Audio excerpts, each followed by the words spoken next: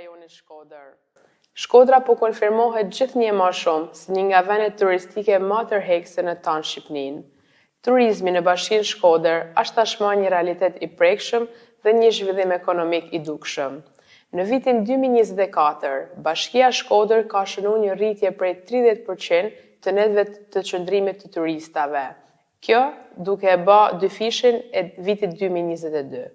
Thethi dhe zonat e tjera si Lumi i Shalës dhe liçeni i Komanit janë ndër vendet turistike më të vizitume, jo vetëm qarkun Shkodër, po të tonë Shqipërinë.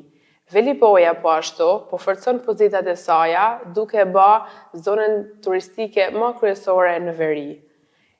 Kjo rritje është rezultati një strategjie të mirë mendume, që përfshin investimet në infrastrukturë, promovim të qëndrueshëm dhe mbështetje të ekonomisë vendase.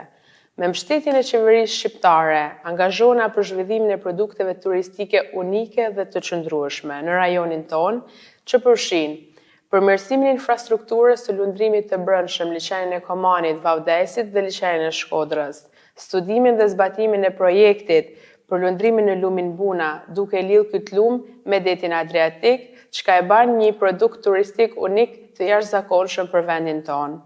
Ndërtimi një rrugë të dedikuar me biçikletash në gjatësinë e 87 kilometrave që lidh bregun e liçenit Shkodrës, Malsinë e Madhe, lumin Buna, Velipojën dhe Shninin, dhe krijimi një rrjeti muzeal për forcimin e trashëgimisë kulturore dhe zhvillimit të qëndrueshëm.